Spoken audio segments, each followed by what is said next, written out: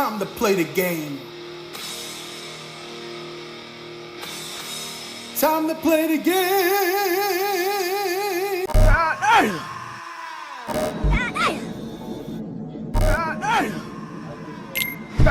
Boy, that escalated quickly.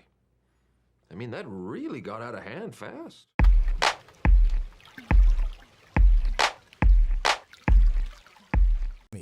Who he told me, the guys with the 5 eyes that you see. Thank you everybody for all those who watched the last video. It took a lot of preparation, but even more videos are coming with better productions and everything like that. But anyways, you know who I am at this point. He's so gangster. I've gotten a couple videos out. I would like to talk about Concord, and instead of doing the typical bit about what this means to the game industry and I've talked about that enough. We know that a lot of these live service games don't really hit like they used to. A lot of the companies making them they're trend hopping. They're basically dick riding as hard as they can, and they're literally scaring the hoes. Like, these video games companies are literally scaring the hoes because they're making it so that, like, if you attach live service to a game, that's a bad stigma to it already, even if the game is gonna be good. But looter shooter, hero shooter, put that on there too. Pretty much gonna kill a lot of games in conception versus on arrival right now. So yeah, I wanted to talk about how Concord failed, essentially, little deets on why it failed, why it should have failed, why it was always going to fail. You had your chance and you failed. You have to stop living in the past. Face it, Sony. You're only hurting yourself.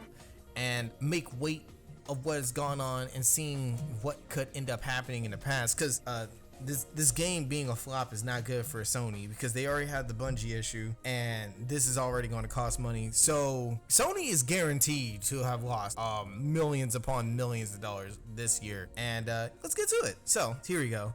This Forbes article, because I was looking at research, this Forbes article basically listed everything, most of the things that went on, and this helps me out a lot, because here we are, the 10 reasons PlayStation's Concord has failed disastrously.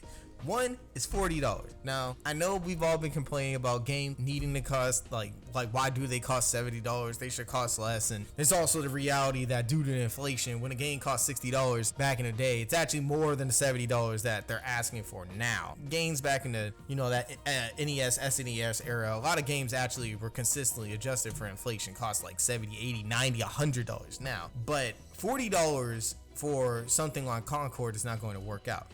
We can see here, this is easily the single biggest factor why the game can't even break quadruple digits on Steam. That in a market where every hero shooter is free to play, almost, Concord tried to push his luck with an upfront cost with the promise of a bunch of free stuff and few microtransactions thereafter. It was not a deal fans wanted to make, as this is a game that badly needs to be tested before purchase. However, given the free beta of that game was that test a few weeks ago and only drew 2,300 players, there's clearly a lot more going on here. And the thing that companies need to understand is that when you enter that like free to play market, hero shooter type market, unless you put in variable, concepts, items, things that make your game feel exponentially different, and it feels like something you can't miss out on, then you're gonna have to come up in there and you're gonna have to let niggas hit for free 95, right? Because $40 can get you so many other games. You can get like easily 4 really good games for $40. For $40, you can have yourself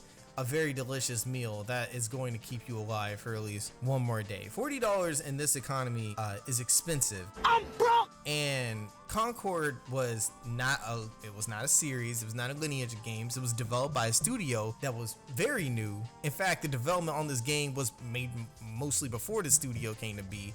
So there's not a lot riding for it when you go with that price point. $70, okay, that would have been worse. But realistically, this game is too risky to cost $40, because there's too many variables that need to go right just for it to take off.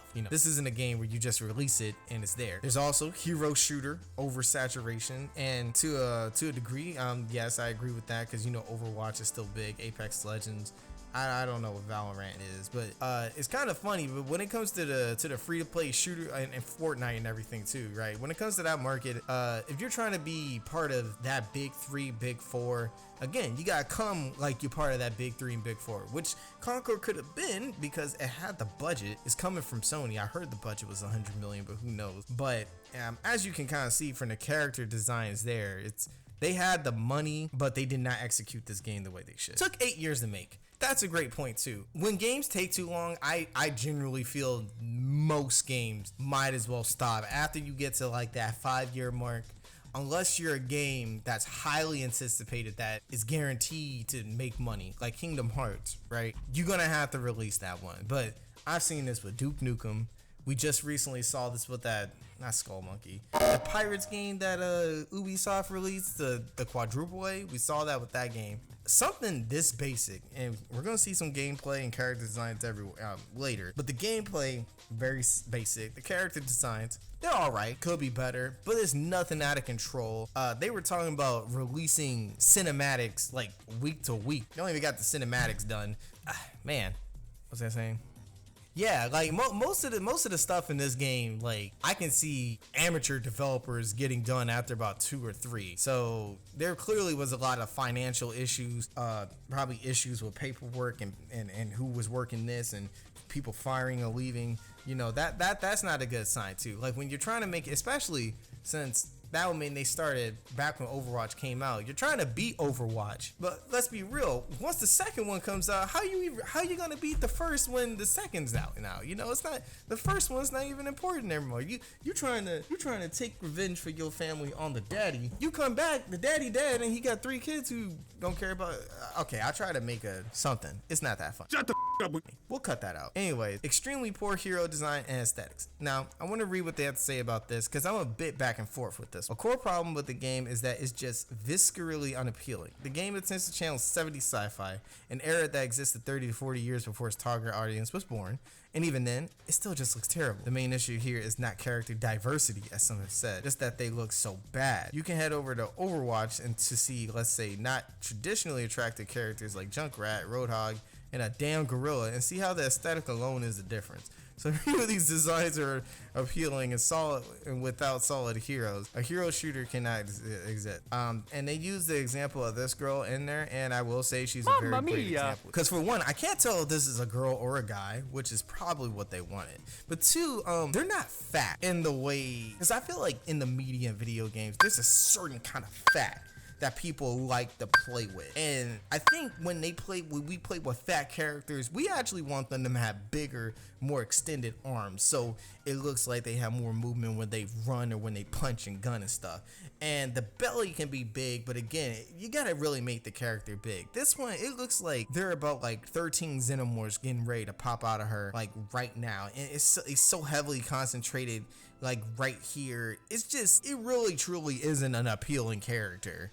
It makes you feel like, why would I even want? I feel like if I pick this character, I'm gonna get a heart attack myself. No one wants to go through that. Cut it out! I'm just trying to live my life. No one taught me about carbs. Anti-woke crusade. I really don't care to talk about anti-woke stuff, but I'm guessing they probably thought when people started seeing this, they'll be like, you don't want racially diverse, sexually creative characters in your video games. You poor things of men. No marketing. Yep, they did not market this game whatsoever. I didn't start seeing this game until people started talking about how bad it was gonna be. That's how I knew it was gonna be bad. Cause I'm like, I don't even know where this game is, and people are already talking about they're bad. Now, focus on motion cap cinematic. Again, this seems like they were going for some sort of Overwatch-ish.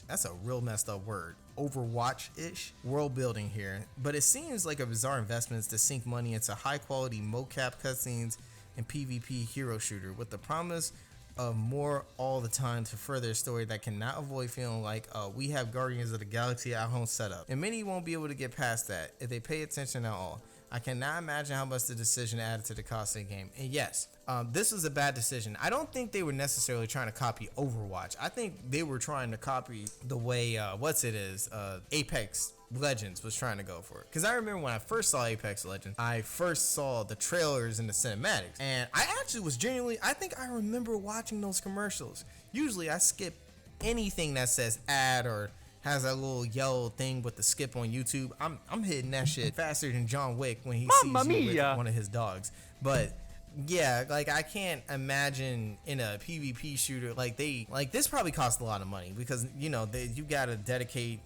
people to making this. You've got to dedicate electricity to the computers that they gotta make to make this and all this, and this is just a bunch of extra work that, quite frankly, if they wanted to put this in there, they probably would have had a good time making this a single player game. Personally, I think what's going to happen now with the industry is you were going to see single games, like, because it's too easy to make a good single player game, in my opinion, right? Because the only thing you really got to get down is the overall story, the general environment, and then you just gotta make the gameplay feel fun enough to play for like 8 hours. Like if you try to play it fast and quick, you know, I guess you can say that about for any games, but when it comes to single player games, in my opinion, I feel like it's more straightforward. When you got multiplayer games, you almost have to think ahead of what the player is going to do with other players and craft the world around that, versus a single player game, you just tell motherfucking your narrative, and if it feels good to play to you, it's gonna feel good to play basically to everybody else. Because,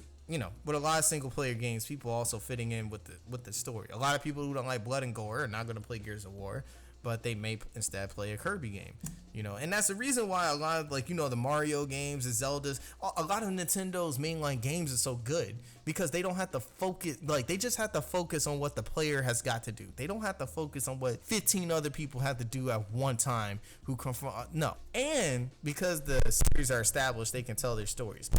Out an established series, you know, like The Last of Us, that turned out great, and it's a legendary game. The gameplay doesn't stand out, it's derivative, and it's drowned out. And I put all of these together because I want to work on a time, but yeah, the gameplay, if you look at the gameplay, it does not really look like it does anything for anybody compared to all the other shooters.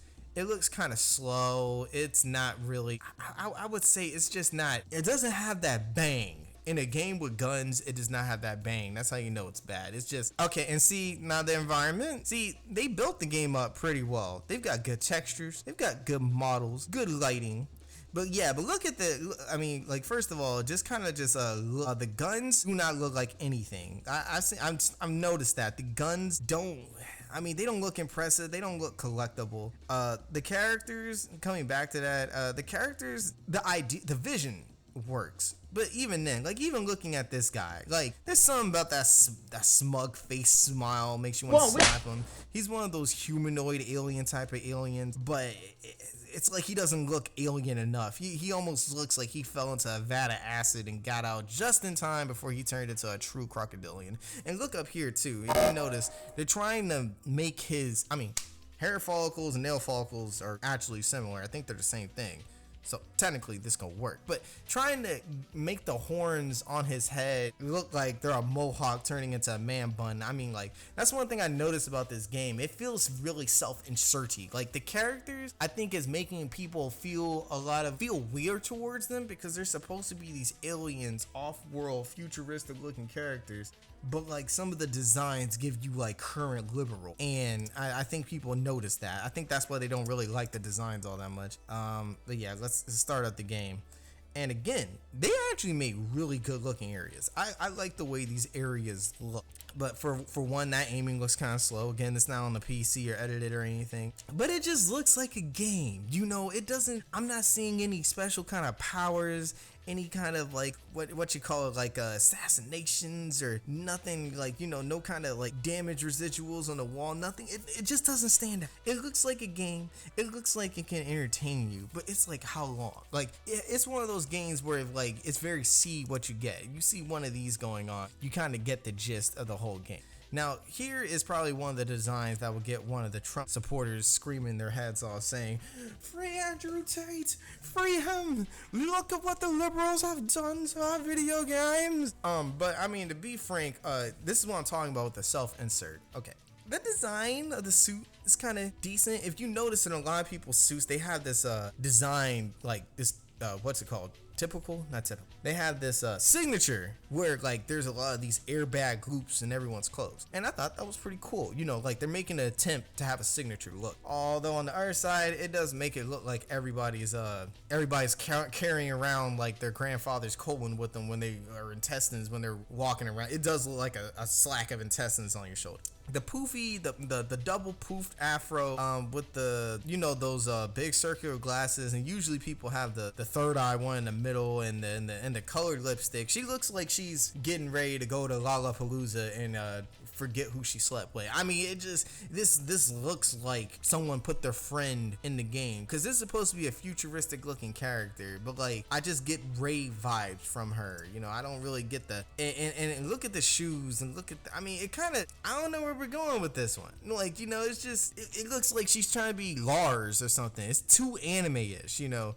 If you look at like the game too, they also let you change the color of the player and stuff, and it's really bright. She's got some decent colors. Let's look at someone else. This is by far the worst character in the game to me though. She just looks like a horrible fantasy. I mean, like, I don't know what we're going for here, because it's like you got this 80s chick, looks like she likes to dance, go to the gym, but like why does she have these pants on? She don't put the pants on. Let her have the tights on. And again, she looks like a self-insert. Like I hate the humanoid alienish characters a lot in my video games. A lot. That's why I like Mass Effect's aliens. Those are just aliens. They just put faces on these motherfuckers, and it's just so uncanny valley. You know what I'm saying? And the hairstyle is horrible. And again, the gun looks bad. It just doesn't. And you know, it's funny. They try to make her look like a feline. She don't look like that at all. Like when you look at her and you didn't notice like the tail was there. She could be like a fox. She could be a raccoon. Like I can't really get it. You know what I'm saying? Because that's what happens when you put human faces on these kind of creatures, quote unquote. And again, yeah, seeing the other skin she has. I guess what they wanted for her is like a retro 80ish type character, but why would you do that on an alien? That would look more normal on a human, you know? I mean, she don't even have armor and gear. Like what is she really doing? Like, you know, okay. And this is what character is this? Oh, I guess it's just a character that covers their face. Now, this is one of the characters where I feel where it's like, you know, she kind of gives the game a little something.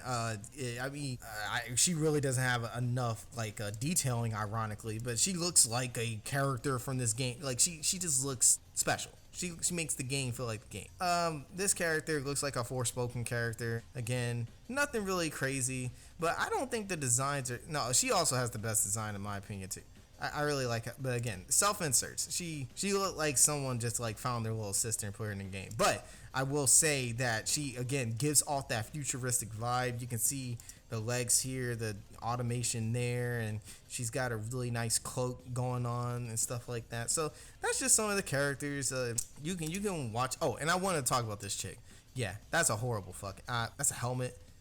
That looks like space basura. You know, that's just, I don't know who thought of this one. And here again, you see the things I was telling you about. Again, they just look like freaking just like spleens on you or something. But there's one more guy I want to talk about. Where is he? He's like the one, when everyone says the character design is horrible, they always bring him up.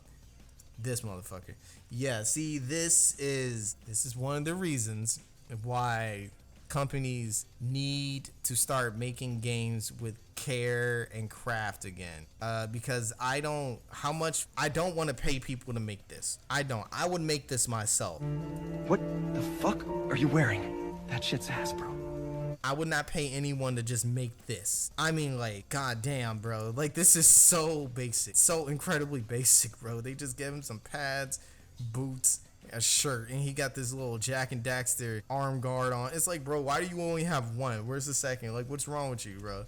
But anyways, that's the gist of what I was kind of going for. You know, it's kind of funny. I wanted to talk about these other these other articles. But realistically, man, the game fucking sucks.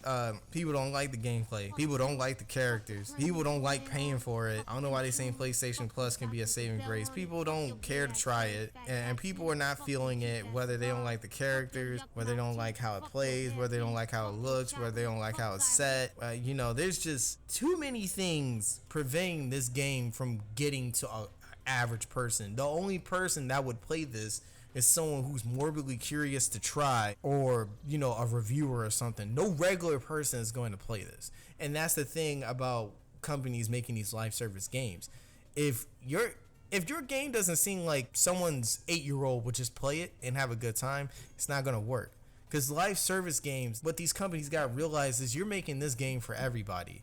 So you've got to understand what everybody in general likes and follow that. Do not follow the trend of what entertainment has going on, because right now the entertainment industry is going through a self-destruct phase so it can restart itself along with the rest of the industries of the world. That's why you notice that a lot of games keep, like, you know, why they put in this diversity, this and that, and woke this and that in the movies and stuff, because they're resetting itself. And Concord, I think they said they only sold like 25,000 copies. So at $40, that's a lot of money they've lost. That's supposedly, and we don't have the signature on how much money that Sony has spent so far, but you know, it's probably in the hundreds of millions. So I'm at a long point with this video. I basically just wanted you guys to kind of get a gist of what's going on. If you want to do more research, you can, but it's pretty simple. Like, the game came out, it was bad. Nobody wants to play it. Nobody wants to look at it. And there's about to be tons of different excuses. The freaking studio might get closed that made it, and I'm sad for them because they didn't want to get bought out by Sony just to have to do this shit, you know. But it is what it is, and I just want to have something out there quick for everybody to kind of ingest, because I want to do some more videos on this channel, and I want to do more videos on YouTube full time. So I'm just trying to get to it best I can. I'm broke, nigga. I'm broke. But when it comes to this quick news, I think I'm always update you guys as much as I want. So anyways, yeah, that's it. See you guys later.